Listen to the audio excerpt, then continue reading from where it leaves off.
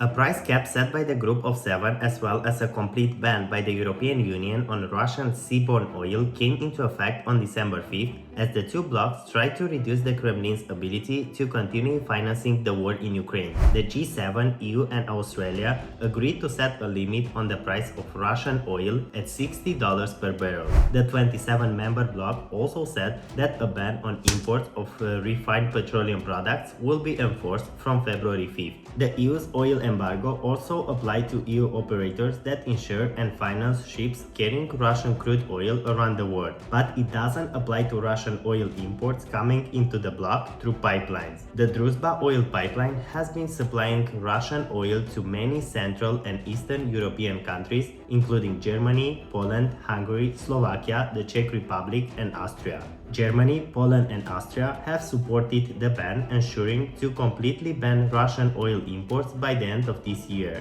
But Hungary, the Czech Republic, Slovakia, and Bulgaria are still heavily dependent on Russian pipeline oil and will be allowed to continue imports temporarily until they find alternative suppliers. However, these pipeline imports cannot be expanded to other EU nations or non-EU countries according to the European Commission. The price cap could have an uncertain effect on the price of oil as worries over lost supplies through the boycott compete with fears about lower demand from a slowing global economy. Here is what to know about the price cap, how the insurance works, what are the effects of different cap levels, what does the ban and price cap mean for the oil market, and how is Russia responding to the price cap. Let's get right into it. If crude oil is traded at or below $60, then countries participating in the cap, which include the Group of Seven nations, the European Union and Australia, will allow access to key services.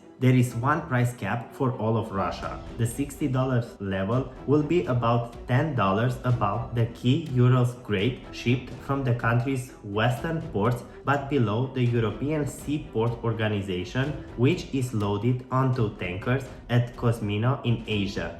That grade is above $70 according to data provided by Argus Media. The cap price is the value when the crude is loaded onto a vessel. It doesn't include the cost of transportation and legal fees. It will apply from the receipt of a cargo onto a ship until it is passed through the customs in a new country. Once the oil has been refined, it will no longer be subjected to the cap. But if it blended with another type of crude, then it still is. How will insurance cap work?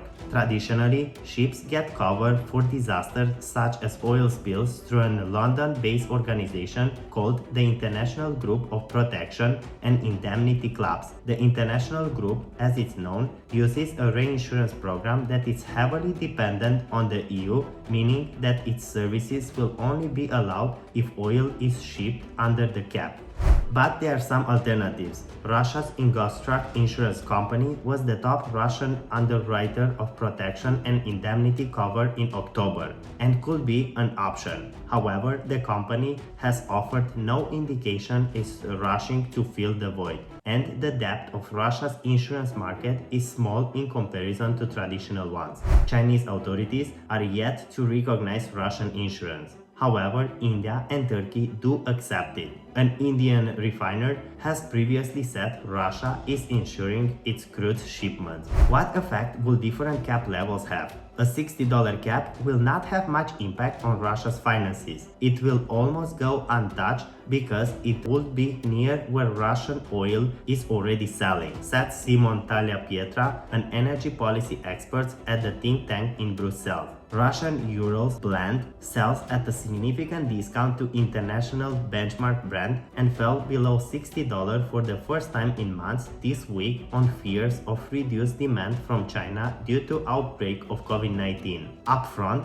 the cap is not a satisfying number, but it could prevent the Kremlin from profiting if oil prices suddenly shoot higher and the cap bites. The cap might be lower over time if we want to increase the pressure on Russian President Vladimir Putin. Talia Pietra said, "If the cap had been as low as $50, it will cut into Russia's earnings and make it hard for Russia to balance its state budget, with Moscow believes to require around $60 to $70 per barrel is so-called fiscal break-even. However, a $50 cap will still have been about Russia's cost of production, which is between $30 and $40 per barrel, giving Moscow an incentive to keep selling oil simply to avoid having to cap wells that can be hard to restart." The debate on where to set the cap highlights the disagreement on which goal to pursue: hurting Russia's finances or reducing inflation, with the US coming down on the side of controlling price increases, said a sanctions experts at the International Institute for Strategic Studies in Berlin. What does the ban and price cap mean for the oil market in EU? Before Russia's war in Ukraine, the 27 members bloc was heavily dependent on Russia's oil exports. In 2021, the EU imported $74.8 billion of crude oil and refined oil products from Russia. With the EU embargoes on Russian seaborne crude oil coming into force on December 5th and on refined oil products in February, the International Energy Agency also said the bloc will need to replace 1 million barrels of crude and 1.1 million barrels of oil products per day. Universal enforcement of the insurance ban imposed by EU and UK in earlier rounds of sanctions could take so much Russian crude off the market that oil price will spike. Western economies will suffer and Russia will see increased earnings from whatever oil it can ship in defense of the embargo. Russia, the world's number 2 oil producer, has already rerouted much of its supply to India, China and other Asian countries at discounted prices after Western customers stopped importing it even before the EU ban. Will countries that are not part of the rules be affected? Countries like India, China and Turkey are also dependent on Russian oil and continue to import oil from Moscow. Vivek Mishra, a fellow at the Observer Research Foundation in New Delhi, said that Russia will most likely negotiate with major buyers like India and China and arrange currency swaps. While this mechanism won't be able to replace Russian revenue from Europe, it will certainly create a soft landing for Russia. If anything, India could likely negotiate for more rebates as prices will be capped globally, and Russia will be in a position to lose much more because of lack of related factors such as insurance companies not willing to bet on Russia's oil tankers. OPEC Plus, a group made up of the International of the Petroleum Exporting Countries and its alliance, held a meeting on Sunday to discuss how to ensure the oil market isn't affected by the new rules. It agreed to continue reducing oil production by 2 million barrels per day,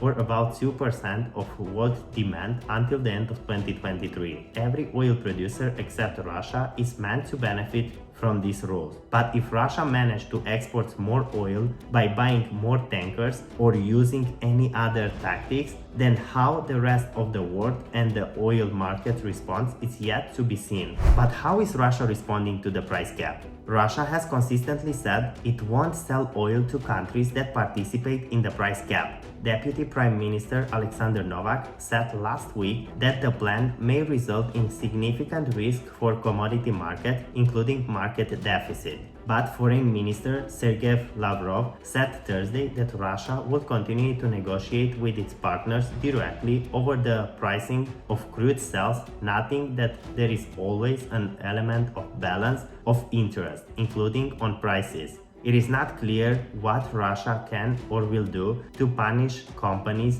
that participate in the cap. Doing so could hurt its interest. A big number of oil tankers has emerged to ship Russian crude oil. Whether this number of tankers will be large enough to maintain a full rate of exports in the long term is not yet clear. A growing number of vessels are registered to unknown owners. Still, the growing risk of carrying Russian oil has seen tankers' earnings spikes for cargoes loading after December 5th. Enforcing the price cap will be a challenge. The G7 price cap depends heavily on documentation and proof about where the oil on a tanker is coming from and how much it costs. An analyst with London-based Lloyd List, a maritime news agency, said there are already a lot of illicit oil trade, especially moving sanctions oil from Iran and Venezuela. It involves everything from falsing documents to clandestine ship-to-ship transfers in the middle of the night. The evasion tactics used by Iran and Venezuela can be easily met and borrowed by Russia to continue shipping without that compliance to the price cap. Let us know in the comments below what is your opinion on the price cap. Thank you so much for watching. As always, if you find this content helpful, smash that like and subscribe button, turn on the notification bell to be notified every time I post a new video, and see you in the next video. Stay safe.